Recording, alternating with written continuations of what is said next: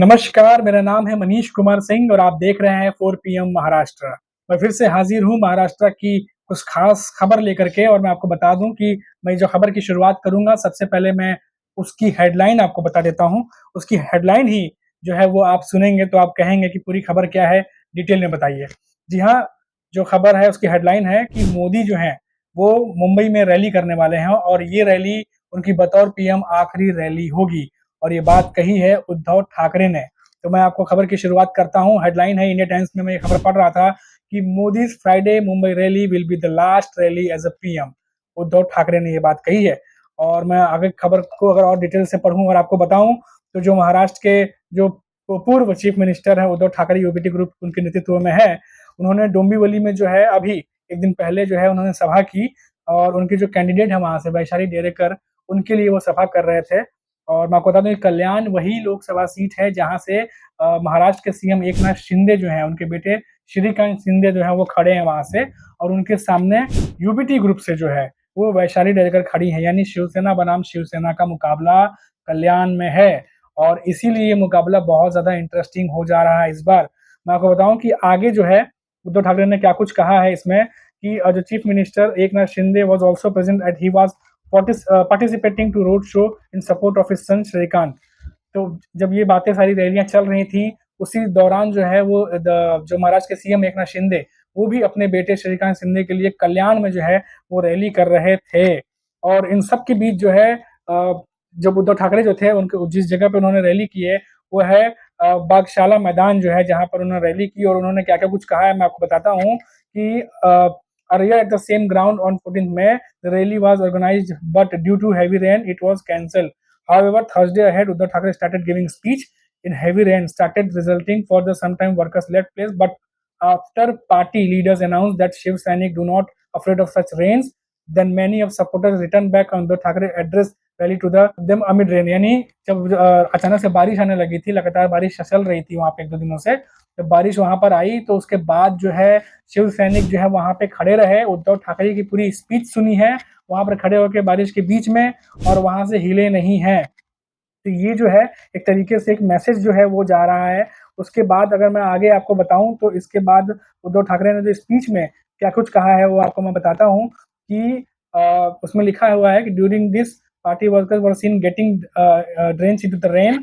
However, opposition claimed that the Uddhav's rally did not witness much crowd, कि बहुत ज़्यादा crowd उनके उसमें नहीं आया था। The real Shiv Sainiks and only Muslim woman from Mumbra area were present in the meeting. तो ये सारे लोग जो है वहाँ पर मौजूद थे।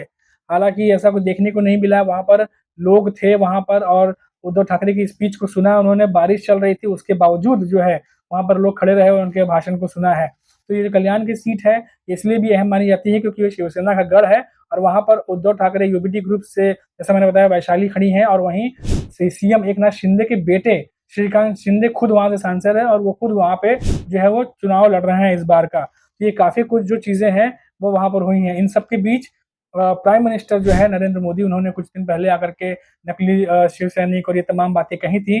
इसके ऊपर जो है तमाम उद्धव ठाकरे ने एक बार नहीं बल्कि कई बार नरेंद्र मोदी को निशाने पर लिया है और इस बार भी इस रैली में भी निशाने पर लिया उनको। और क्या कुछ कहा है मैं आपको बता दूं कि ड्यूरिंग हिज जो प्राइम मिनिस्टर यहाँ आए थे कॉलिंग हिज शिवसेना नकली Shiv Sena in a response of speech Kalyan which was held on Wednesday को ही हुआ था। Uddhav said is this language in which Narendra Modi calls us fake Shiv Sena were acceptable to the BJP workers? क्या उनको होगा that Shiv Sena which was with BJP in its bad times, मतलब जब Shiv Sena BJP Maharashtra में उतना अच्छा नहीं कर रही थी उस समय भी शिवसेना जो है वो बीजेपी के साथ थी। शुरुआती दिनों की बात वो कर रहे हैं when BJP had only 2 MPs in the whole country but you call अस नकली शिवसेना। मतलब इतना कुछ करने के बाद जब बीजेपी बहुत ज़्यादा उसके एमपी नहीं हुआ करते थे, शुरुआती दिनों में बहुत ज़्यादा चुनाव वो नहीं जीतते थे, उसके बावजूद भी महाराष्ट्र में शिवसेना जो है वो हमेशा बीजेपी के साथ रही और उनके साथ में ये चुनाव लड़ी। उसके बाद जब इतनी सारी चीज़ें होने के बाद अब जो है उनकी पार्टी को तोड़ी गई, में काबिज रहने के लिए पार्टी को तोड़ के अलग पार्टी बनाई गई। उसके बाद अब उन्हें नकली शिवसेना कह रहे हैं। इन तमाम बातों को है वो जनता के संबोधन में उद्धव ठाकरे ने जनता तक पहुंचाई है। और ये भी बात बताया है कि जब बीजेपी के पास कुछ भी नहीं था, जब उनके पास ज्यादा एमपीज नहीं हुआ करते थे, ज्यादा उनके सीटें नहीं आया करती थी, तभी भी महाराष्ट्र में जो शिवसेना है वो उनकी अलायंस पार्टी हुआ करती थी और सीटें जीतकर वो सरकार बनाया करते थे। लेकिन अब उनकी पार्टी तोड़ी गई उसी सत्ता को पाने के लिए, और उनका चुनाव चिन्ह, उनका जो भी नाम है पार्टी का, वो सब कुछ जो है छीना गया। इन बातों को बहुत स्ट्रांगली जो है उद्धव ठाकरे पहुंचा रहे हैं जनता के बीच में। और ये कल्याण में ये बात कही गई है कि कल्याण शिवसेना का गढ़ है, और शिवसेना बनाम शिवसेना में जाहिर सी बात है कि शिवसेना के वोटर्स का वोट जो है वो बटेगा, और ऐसे में उद्धव ठाकरे जो है इन बातों को करने के बाद बहुत सारे वोटर्स जो हैं वो अपने पाले में जो है वो लेके जा सकते हैं इन बातों को बोलते हुए। उसके बाद पीएम मोदी पर उन्होंने क्या कुछ कहा है। पीएम मोदी को कहा है कि पीएम मोदी जो है फ्राइडे को जो है वो शिवाजी पार्क में वो रैली करने वाले हैं, जनता को संबोधन करने वाले हैं, और बतौर पीएम ये उनकी आखिरी रैली होगी महाराष्ट्र में। ये बहुत बड़ी बात उद्धव ठाकरे ने जो है वो कही है। उसके बाद और क्या कुछ उद्धव ठाकरे ने निशाना साधते हुए पीएम नरेंद्र मोदी पे कहा है, क्योंकि नरेंद्र मोदी इन दिनों मुंबई में है और उद्धव ठाकरे भी बैक टू बैक रैलियां कर रहे हैं, और सीएम एकनाथ शिंदे वो भी अपने बेटे के लिए जो है वो रैलियां कर रहे हैं। तो इस समय मुंबई में जो है पॉलिटिकल पारा वो चढ़ा हुआ है बहुत जोर जोर से, और कोई भी पार्टी जो है वो चूकना नहीं चाहती, क्योंकि सवाल 13 सीटों का है। और उद्धव ठाकरे जो है वो क्वेश्चन कर रहे हैं नरेंद्र मोदी से, वो क्या पूछ रहे हैं मैं आपको बताता हूँ। Uddhav also questioning over Modi for taking so much rallies in Maharashtra by saying, बहुत सारे रैली की है मोदी ने। इफ विश्व गुरु Modi ji has so much guarantee of victory of his people, then he would not have come to Kalyan to make the chief minister's son win to defeat our simple woman worker. अगर मोदी जी को इतना ही यकीन है कि उनके लोग जीत रहे हैं, तो उन्हें इतनी सारी रैलियां महाराष्ट्र में करने की कोई जरूरत नहीं थी।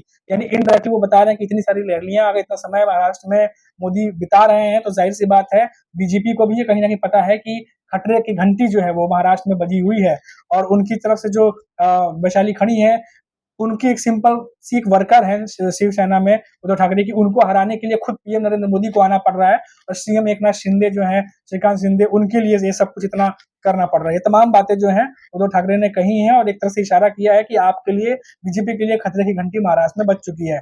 वही अगर मैं आगे पढ़ूं तो लिखा है, I heard Modi ji has held about 25 meetings in Maharashtra, यानी 25 से ज्यादा जो है उनकी मीटिंग्स, और यहाँ पर वो तमाम जो एक्टिविटीज हैं वो कर चुके हैं।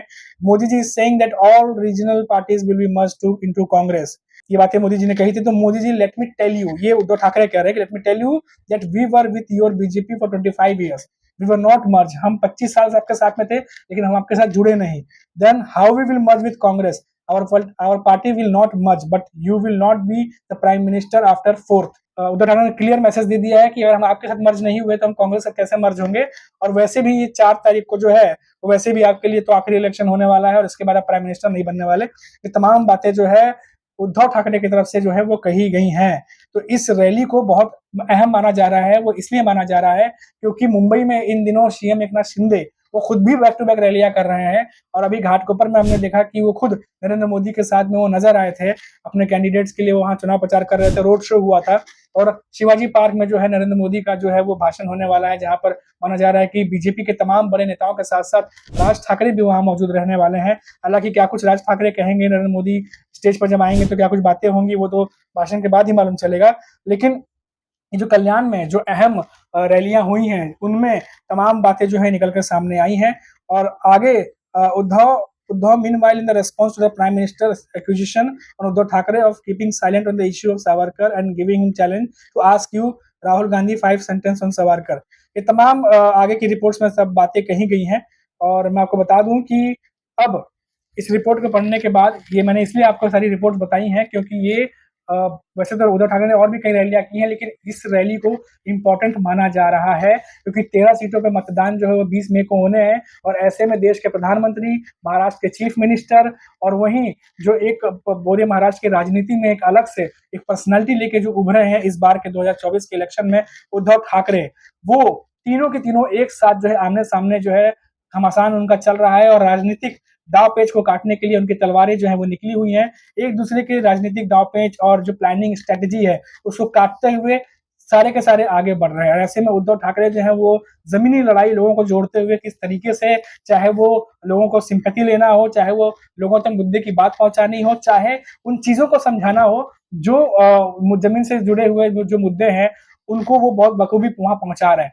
इसीलिए कल्याण के बाद अब जो है मुंबई की 6 सीटों पे भी वोटिंग होनी है। कल्याण के साथ साथ मुंबई की 6 सीटों पे वोटिंग होगी, और इन्हीं के देखते हुए दादर में जो है वो मोदी की रैली होने वाली है, और वहां पे तमाम बड़े नेता पहुंचेंगे। अब देखना होगा वहां क्या कुछ बातें होती हैं, लेकिन सबको मिलाकर ये जरूर कहा जा सकता है कि इस बार मुंबई में बीजेपी की रैली आसान नहीं होने वाली, उनकी जो यात्रा है, विजय की यात्रा, वो आसान नहीं होने वाली, बहुत कुछ चीज़ें बदलने वाली हैं। तो अब तो जो उद्धव ठाकरे ने अपने बयान में कहा है कि ये रैली आखिरी रैली होगी, इसका जो फाइनल रिजल्ट है कि ये बात कितनी सच होती है, ये अब 4 जून को ही पता चलेगा। फिलहाल अभी के लिए इतना ही और आप देखते रहिए 4 पीएम महाराष्ट्र। फिर लौटूंगा तो बात करूंगा किसी बड़े नेता के किसी बयान पर या फिर समीक्षा करेंगे किसी सीट के बारे में जो कि आपको जानना बेहद जरूरी है। तब तक के लिए मुझे इजाजत दीजिए। नमस्कार।